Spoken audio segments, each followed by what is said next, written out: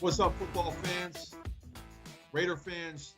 You guys know what that music means. It means it's another edition of Vegas Nation Fan Zone. I am Sam Gordon, part of the Vegas Nation coverage team here at the Las Vegas Review Journal. Happy to be with you on this Tuesday afternoon. Before we get into any questions, I want to thank everybody, whoever's watching on a YouTube stream. Thank you for joining us. We're going to get a little bit into the Kansas City Chiefs game, just kind of some recaps of my thoughts on that game. Before we get into any questions, I thought, first and foremost, one of the best games of the year, a 35-31 nail biter that came all the way down to the wire, the final drive of the game. Both quarterbacks were outstanding. Once again, Derek Carr proved he can go blow for blow with anybody, right? He once again was right there with Patrick Mahomes, had arguably outplayed him for a majority of the game. And when you break down the game, from a macro standpoint, you can maybe even say he outplayed Mahomes, overall. It's just that Mahomes, the great Patrick Mahomes, had the ball last. And as a result, he was able to lead a touchdown drive, go right down the field, more or less, with the game on the line. And he executed. He was brilliant. But great game. The passing game was phenomenal. Derek Carr, up until that interception on the final play on the final Raiders' final offensive play of the game, was 23 of 30, 275 yards, and 3 touchdown passes. He was accurate. He was decisive. He was quick with the football. He made a number of accurate throws that were dropped. He was outstanding. Earned Pro Football Focus's highest grade of any quarterback this season, and the highest, I believe, since the Lamar Jackson performance last season. He was tremendous. And the defense, once again, struggled a little bit. That's no secret there. 36 first downs for the Kansas City Chiefs. First down after first down after first down, averaging 8-9 yards a play. No pressure on Patrick Mahomes like there was the first time. I thought the pressure in that October 11th meeting really was the difference in that second half there. They were unable to pressure him, unable to fluster him, unable to make him uncomfortable. I also thought that the Raiders struggled to run the ball. The Chiefs did a good job kind of adjusting and tweaking their game plan to shut down the Raiders' run. The Raiders' running game that first time, 144 yards in that first meeting, allowed them to really control the clock. 35 minutes in that first meeting, only 89 yards rushing on Sunday. They possessed the ball for only 27 minutes. That 89 yards is their third lowest output of the season. So regardless, I mean, it wasn't a perfect football game by the Raiders, but they proved once again that offense is big time. It is legitimate.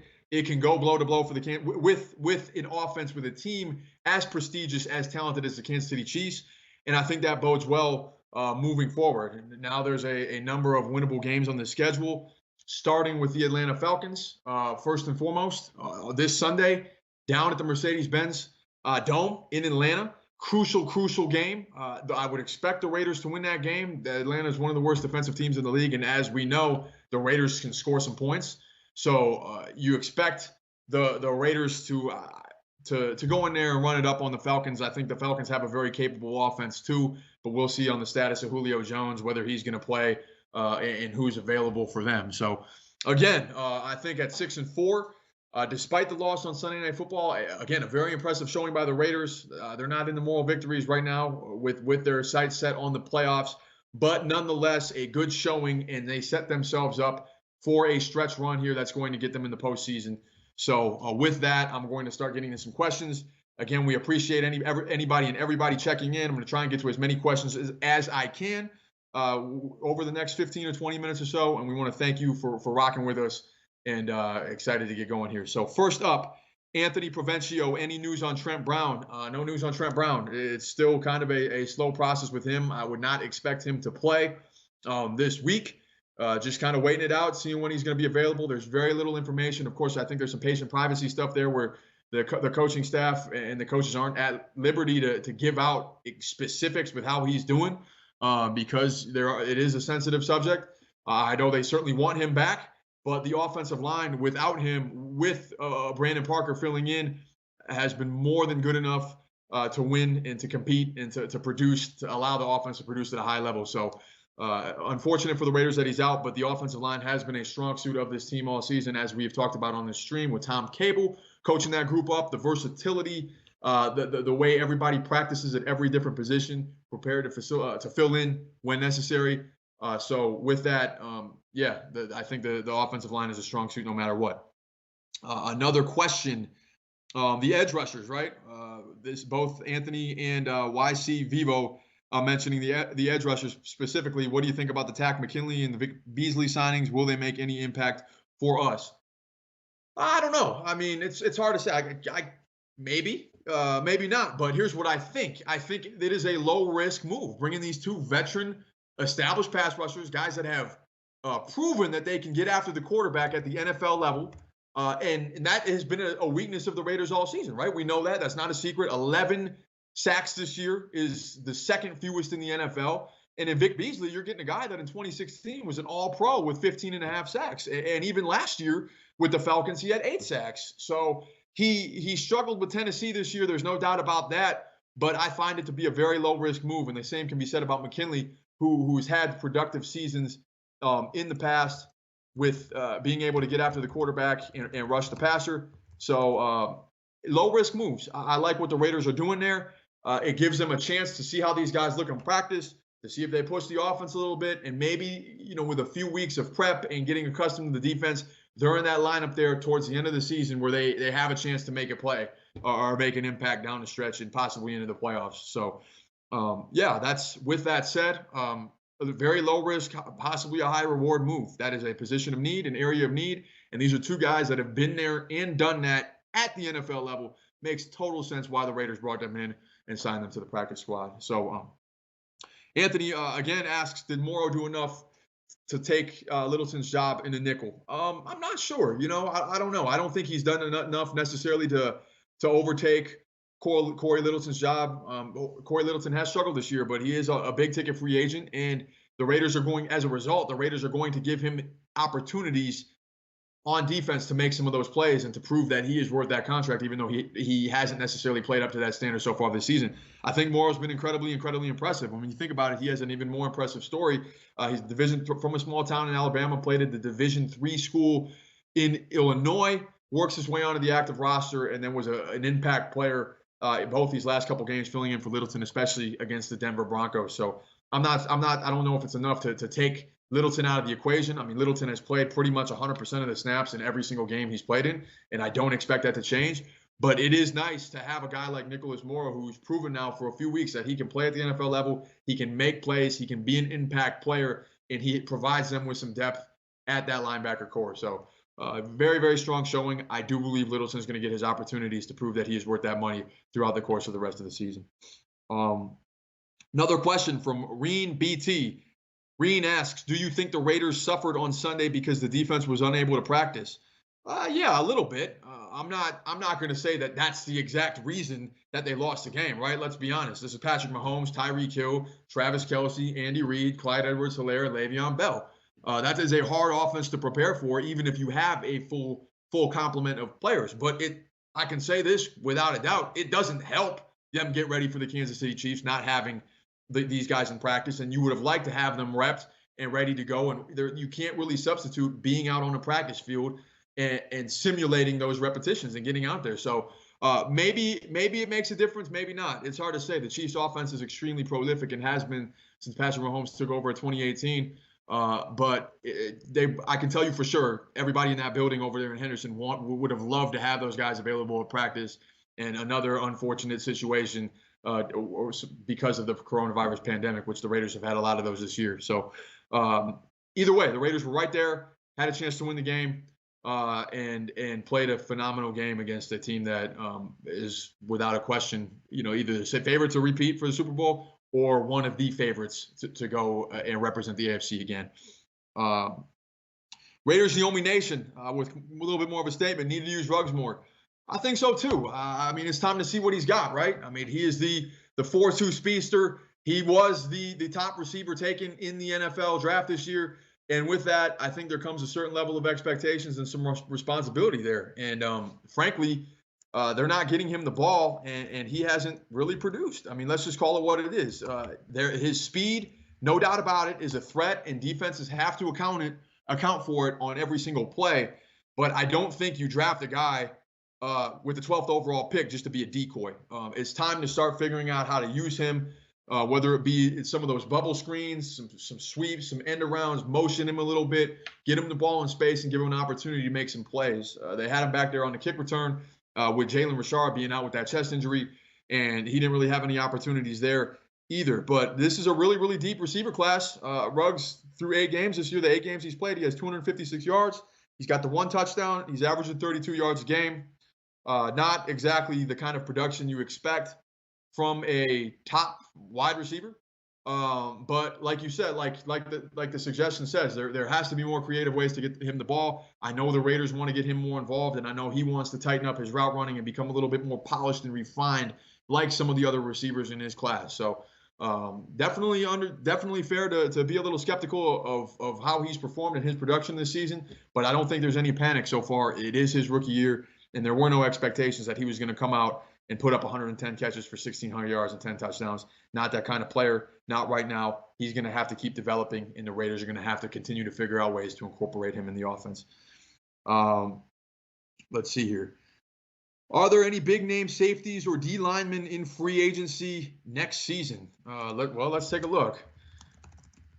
I think those are definitely positions of need. We go to Spotrac. And we can go over some of these free agents if my computer loads. I'm not necessarily abreast right now off the top of my head as to who some of the top free agents are, but we can definitely take a look. So why don't we take a look at defense here? Update.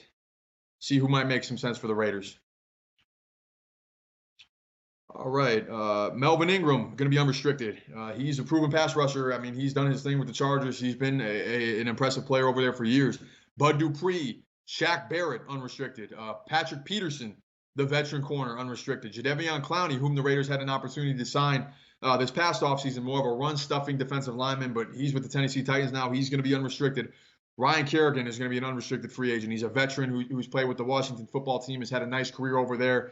33 years old, might be a little bit longer in the tooth at that point, but still has an opportunity to be productive. I'm not sure if I said Shaq Barrett, but he was one of the top defensive players in all of football last year. So he's going to be out there. Ndamukong Suh on that defensive line is a veteran defensive tackle. He's going to be out there. Those are a lot of the names I'm seeing in terms of impact pass rush kind of players. There's no question that is a kind of a spot on the field or a role on the team that needs to be addressed. And I think that I would imagine that the practice squad signings this week are as much as about the future as anything else. So you get these guys in, you give them a possible look the last 6 games of the season, and you see, okay, do they have any potential here in the Raiders system? Are they guys that they might want to bring back going into next year? They're still young, in their 20s. So definitely a possibility that you see them have a chance to earn a roster spot next year as well. Let's see here. YC Vivo, when are we going to play Javen White from the practice squad? Yeah, Javen White, the UNLV kid, was very, very impressive in training camp, especially in coverage. I know that the Raiders want him to beef up a little bit, put on a little bit more muscle so he can take the wear and tear of the NFL game, down in and down out. More of a linebacker type. Started at UNLV as a safety and kind of transitioned into a linebacker. They want him to get a little bigger and stronger, but he definitely showed some promise, especially because, again, he started as a defensive back, started his college career as a defensive back, and has some instincts in coverage. He was making plays left and right in training camp, and I know they're excited about his future. It's just not necessarily this year. So kind of more of a long-term play with him there as well. And I think he's going to look to, just getting called up on game days is crucial for him, and just having that experience only going to benefit him moving forward as he continues to develop and get accustomed to the Raiders' schemes and systems. So, yeah, what else we got? Keep them coming, Raiders fans. YC Vivo mentioned earlier, Clelin Ferrell needs to come back to stop the run, without a doubt. Clelin Ferrell is one of the best in the league at setting that edge defensively. He's a great run stopper. Maybe hasn't produced in the same way you want him to as a pass rusher, getting after the quarterback, but that's okay. The run game is a crucial component of offense, as we know. That's not breaking news. And having a guy like Clelin Ferrell who makes such an impact against the run is crucial. It's kind of a synergy thing. He opens everything up for the rest of his teammates on the defensive line, and for the linebackers to come clean up the mess. And they missed him, as you saw on Sunday, a lot of sweeps, a lot of outside runs that went for 7, 8, 9, 10 yards that he wasn't available to stop or to help set the edge to stop. So definitely miss him, and we'll see when he returns from the coronavirus list and when they're going to activate him. So one more time for questions, guys. I'm around for a couple more minutes. If there's a few more questions, if there's not any questions, we're going to get ready to wrap up here. So again, if you have any questions, feel free to ask right now. We can wait here, another minute or so. Again, going into Atlanta. Atlanta has one of the worst defenses in the NFL, and it's specifically against the pass. And Derek Carr this season has performed like a top 5, 6, 7, 8 quarterback. So I would expect the Raiders to unleash him in that passing game and then also try and work the run game off that. They want to get the run game back on track and make sure that's clicking on all cylinders as you get later in the season and into those December months and possibly get ready for a road playoff game in a place where there could be some very cold weather. We know how important the running game is. So a couple big winnable games on the horizon. The Raiders head to Atlanta, then they head to New York for the Jets. Central Cali Bear, what's the highest priority in this year's draft? I would say definitely a pass rusher, a bona fide established pass rusher is definitely a position of need. And then kind of depending on what happens with Trent Brown, I think the Raiders have to look at, do they view Brandon Parker as the right tackle of the future? Trent Brown's guaranteed money is going to be out of the way after the season. They're going to have a decision on whether they want to stick with him or part ways with him. If they part ways and decide not that Brandon Parker is better suited as a swing tackle, I could see them addressing the offensive line as well. But that defense really, really needs a bona fide kind of playmaking star, in the mold of a, Devin White, like the Tampa Bay Buccaneers had. He comes to mind. He's somebody that comes to mind. I was going to say Khalil Mack, but of course the Raiders already had him, and we know what happened there. But a big-time playmaker on defense, specifically on the pass rush, who can get after the passer. So that is an area of need I would expect them to address. Naman Washington, do you think this game will be a test for our defense? Not any more than the Kansas City game. The Raiders just went blow to blow with the best offense in the NFL and have already beaten the Chiefs earlier this year. Atlanta can score points. There's no doubt about that. With Julio Jones, with Calvin Ridley, with Matt Ryan, with Todd Gurley back there. Of course, a lot of that depends on health and availability. But this is not a good Atlanta Falcons team. Being that the Raiders see the best offense in the NFL every year twice, which is the Chiefs, the Falcons isn't anything that they haven't seen before. If the defense can make a play or two, and there are going to be plays to be made. Matt Ryan just took 8 sacks on Sunday against the New Orleans Saints. Might be a game where that pass rush can get going. I don't think. The Falcons can score points, but I don't think they're going to really, really put a ton of pressure on the Raiders. And it's not like the Raiders couldn't answer the call either. Raiders are one of the best offensive teams in the league, and that spells trouble for an Atlanta team that is downright atrocious on the defensive side of the ball. Raiders, the only nation. We will pick too low to get a pass rusher. I think safety. What you think? Yeah, safety could be a position of need too, for sure. Jonathan Abrams, only 24. He's had his ups and downs this year. Made his mistake, of course, on Sunday on allowing the game-winning touchdown to Travis Kelce by bailing on his assignment to account for Patrick Mahomes. But they definitely, I think they want to see what he can do and how he can develop if he can become a little bit more disciplined. So he's going to be around for a while. But that other safety, Eric Harris is a veteran and Jeff Heath is too. Those are guys that aren't necessarily, future of the team safeties, although Heath in particular has emerged as a very, very viable player. That could definitely be a place where you draft a safety. But you can find pass rushers all over. You can find a pass rusher late in the first round. I think the draft in a lot of ways is a crapshoot, right? You do all this research, you have an idea of who's going to be a good player, but you see year in and year out that 4th to 5th, 6th round pick becomes a big star. 7th round picks, undrafted guys, 2nd, 3rd rounders. It's really kind of about throwing as many darts at that dartboard as possible. I don't think it's an exact science, and it would not shock me if there was a game-changing pass rusher or a game-changing player late in that first round or even in the day 2 or day 3 of the draft. So draft's always a lot of fun, but it's a very, very imperfect science, and I think the Raiders know that and why they moved some of their previous stars for draft picks. They know the value that draft picks have and the value that you have by being able to take a swing and roll the dice on a top player in the draft. So another question, who does the COVID testing? Is it in-house or third party? It's third party. The league has contracted a lab that does all the testing for them. It's really a pretty stringent process in terms of the testing is concerned. I think it's the other protocols that have have been a little dicey. And let's be honest here, we're dealing with big football teams. I mean, that's the biggest team there is in team sports, and there's not a bubble setting. I mean, there was going to be positive tests. There was going to be risk. I think the league knew that. And if they wanted to eliminate or minimize all the risk, you have to do a bubble like the NBA did or the WNBA. Those bubble settings worked out fantastic. Some of the combat sports here do bubble settings. It might be a little impractical to do a bubble because the teams are so big. But as far as testing is concerned, that's definitely third party. It's a stringent process. Results are available later that day or early the next morning. And then there's also POC tests, point of contact, quick tests that are available that get processed really quickly. So Reen BT asks, will Incognito be back next year? 37 years old. He's been in the league a long, long time, since 2006, and a lot of wear and tear, and Achilles and a foot injury is tricky, when you get a little older. So I'm not going to pretend to know if he's going to retire or not. I would imagine would consider it. But if he's available to come back, I'm sure the Raiders wouldn't mind having him back. Even at 38, he's proven it. Even in his advanced age, later in his career, he's still a really effective blocker, a really effective guard, especially against the run. And not writing off a return, but just kind of using the context clues. It's going to be on him an arduous road to recovery if he wants to play in 2021. You never write off an NFL player. I mean, these guys are the best of the best and the toughest of the toughest, and are primed for any challenge. But if Richie Incognito can't play anymore, he had a very productive, successful NFL career, played for a long time, and was a very good player. Let's see here. How long is Paul Gunter's leash? We have Rod Marinelli there. Greg asks. Greg Cotes. Greg, thanks for the question. I think Paul Gunter's fine. I think a lot of him being on a short leash, I don't know if that was actually ever the case or just kind of a rumor thing that fans wanted. The defense is young. It's inexperienced. It has been getting better.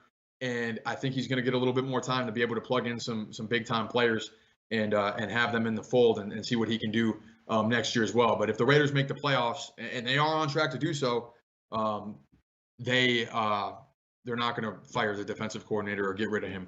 So getting ready to wrap here, guys. We're going to go rapid fire through a couple quick ones. Roland Hernandez, the Chiefs are scared of us. How worried do you think they have to see us in the playoffs?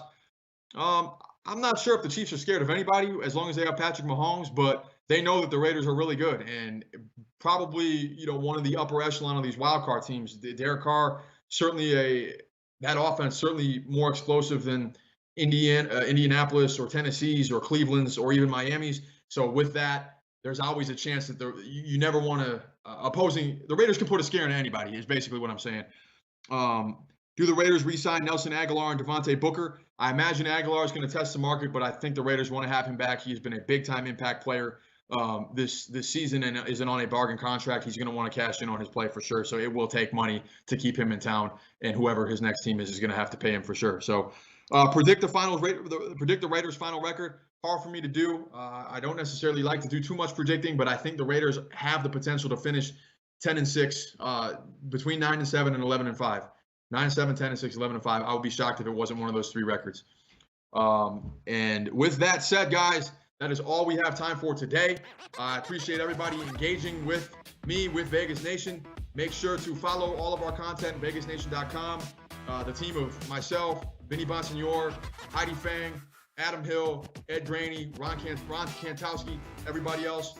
Features, analysis, human interest stories, news, everything under the sun. Come rock with us, vegasnation.com. I am Sam Gordon. Thank you again for being here with me today. Check me out on Twitter @BySamGordon, and make sure, again, Vegas Nation for all your Raiders coverage. Thank you for having us. Take care.